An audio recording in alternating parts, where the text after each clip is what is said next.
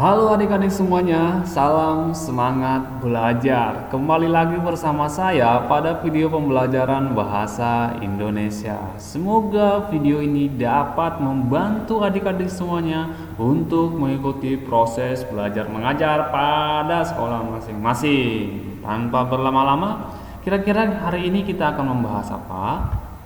Ya, pada video ini kita akan membahas materi kelas 7, yaitu mengidentifikasi unsur cerita fantasi, ya. Mengidentifikasi unsur cerita fantasi. Iya, apa itu cerita fantasi? Saya yakin adik-adik semuanya sudah pernah berfantasi, ya. Sudah pernah berfantasi.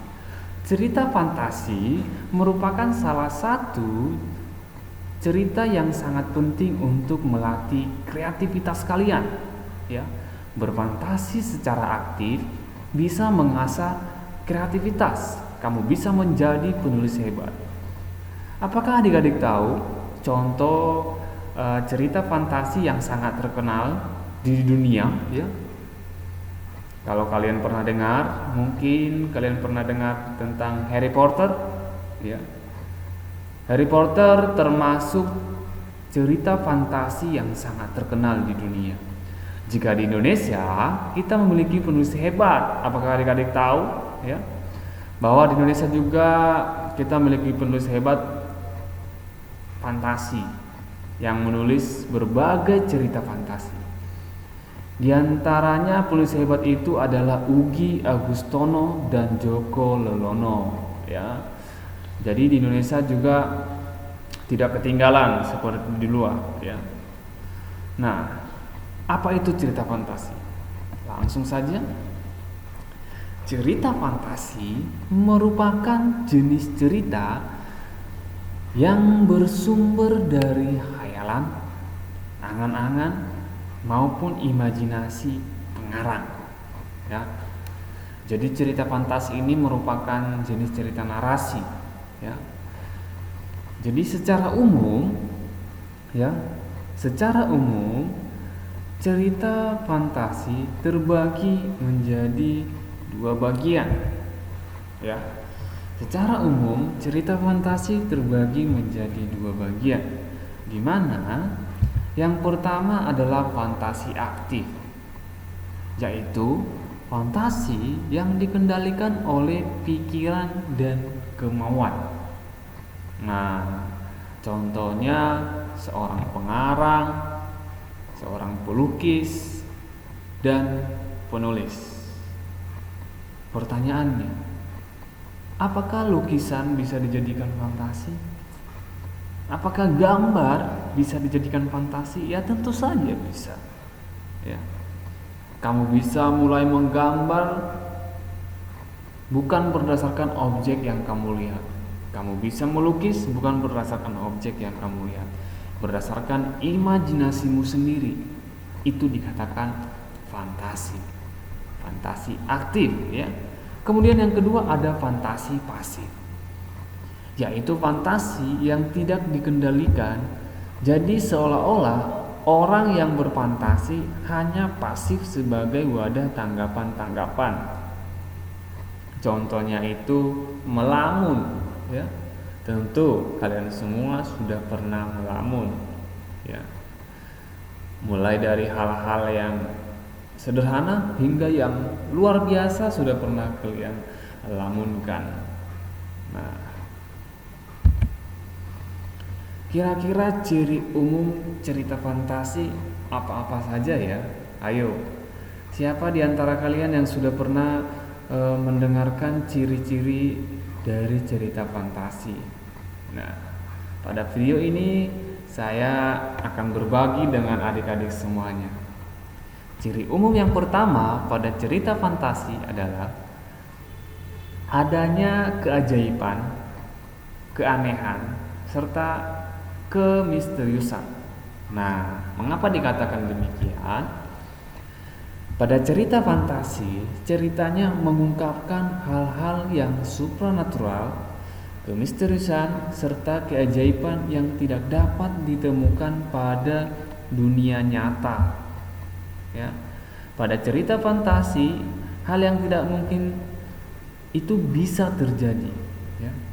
Tokoh dan latar diciptakan penulis tidak ada di dunia nyata atau merupakan hasil modifikasi dunia nyata.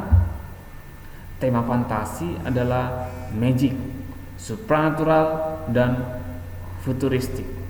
Ya, supranatural. Kemudian ciri umum yang kedua, kita lihat dari ide cerita. Ya. Ide cerita pada cerita fantasi itu bersifat terbuka terhadap daya hayal penulis, tidak dibatasi oleh kehidupan nyata atau realita, ya. Itu tidak dibatasi oleh kehidupan nyata. Nah, ide pada cerita fantasi juga berupa irisan dunia nyata dan dunia yang diciptakan si pengarang, ya. Dunia nyata maksudnya begini. Ide ceritanya berasal dari dunia nyata dan dunia hayalan yang diciptakan oleh si pengarang.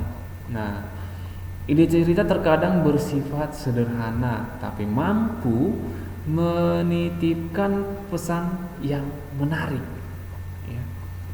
Tema cerita fantasi adalah magic, supernatural, dan mistik. Nah, contoh pada buku paket kalian, kalau tidak salah itu contohnya adalah pertempuran Komodo dengan siluman serigala, ya. Bagaimana Komodo mempertahankan tanah leluhurnya. Nah, itu dia. Kemudian ciri yang selanjutnya adalah menggunakan berbagai latar, ya. Menggunakan berbagai latar artinya lintas ruang dan waktu, ya. Tentu kalian tahu latar itu terdiri dari apa-apa saja, ya. Ada latar tempat, latar waktu, latar suasana.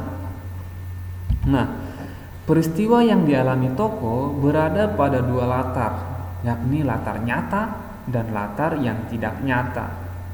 Artinya mampu menerobos ruang dan waktu, ya.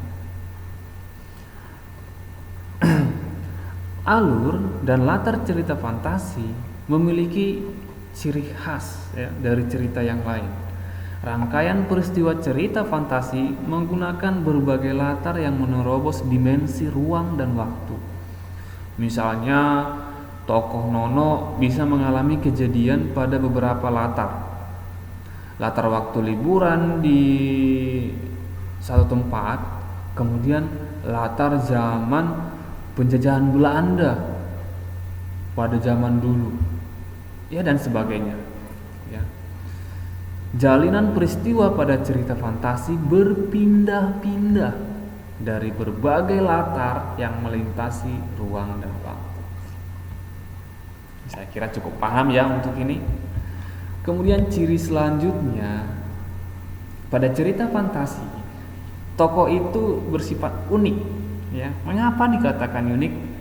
Karena tokohnya memiliki kesaktian, ya. Tokoh dalam cerita fantasi bisa diberikan watak yang tidak ada pada kehidupan nyata. Tokoh memiliki kesaktian yang mampu melakukan dan mengalami hal-hal yang misterius yang tidak ada pada kehidupan nyata. Nah, tokoh bisa saja mengalami kejadian dalam berbagai latar waktu. Tokoh dapat ada pada setting waktu dan tempat yang berbeda zaman. Bisa waktu lampau atau bisa yang akan datang, ya. Jadi dia memiliki kesaktian, kekuatan yang bisa berpindah-pindah tempat, bisa berubah wujud, ya. Bisa melakukan hal-hal yang tidak mungkin dilakukan oleh orang secara umumnya. Bisa mengeluarkan sinar yang kuat sebagai kekuatannya, ya.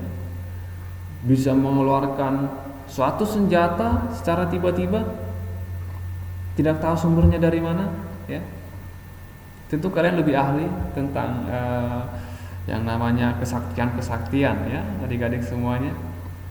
Yang selanjutnya adalah ciri umum selanjutnya itu bersifat fiksi. Mengapa dikatakan bersifat fiksi? Ya. Dikatakan bersifat fiksi atau fiktif itu karena ceritanya bukan kejadian nyata. Artinya bahwa cerita fantasi itu bersifat khayalan, tidak mungkin terjadi pada kehidupan nyata, ya. Meskipun kebanyakan cerita fantasi diilhami dari latar nyata atau objek nyata, ya. Tokoh dan latarnya difantasikan dari hasil observasi objek dan tempat nyata, ya. Kemudian bahasa. Bahasa, penggunaan sinonim dengan emosi yang kuat pada cerita fantasi, ya, cukup menonjol. Jadi bahasa yang digunakan itu variatif, ya, bervariasi, ekspresif, sangat ekspresi, ya, dan menggunakan ragam percakapan. Dalam arti bukan menggunakan bahasa yang formal. Jadi penggunaan bahasanya bebas, ya, adik-adik semuanya. Itulah dia ciri umumnya. Kemudian kita lihat, ya, jenis cerita fantasi berdasarkan latar, ya. Kira-kira berdasarkan latar cerita, cerita fantasi dibedakan menjadi 3 kategori. Yang dimana yang pertama adalah latar lintas waktu masa lampau. Jadi tokohnya melompat atau berpindah tempat ke masa lampau, ya, atau langsung diawali 10.000 tahun sebelum Masehi terjadilah suatu peristiwa yang sangat dahsyat, contohnya, ya. Kemudian latar waktu sejaman, ya. Latar waktu sejaman berarti tokohnya berada di satu zaman, ya. Misalkan zaman penjajahan Belanda, jadi ceritanya itu dari awal sampai akhir berada di zaman penjajahan Belanda, ya. Kemudian zaman reformasi contohnya, jadi ceritanya semua itu berada pada zaman reformasi, ya. Zaman sebelum manusia diciptakan, contoh, ya. Jadi semuanya ceritanya berada pada satu zaman. Selanjutnya, latar lintas waktu yang akan datang. Nah, ini kerap disebut dengan futuristik, ya. Latar lintas waktu yang akan datang. Jadi, contohnya ini 10.000 yang akan datang, 20 juta tahun yang akan datang. Nah, namanya juga fantasi, bebas, ya. Kamu bebas melakukan apa saja pada cerita fantasi. Bagaimana adik-adik? Sangat seru, ya, berfantasi? Iya, saya kira cukup sekian, ya, penjelasan saya materi tentang ciri umum, ya, dari cerita fantasi.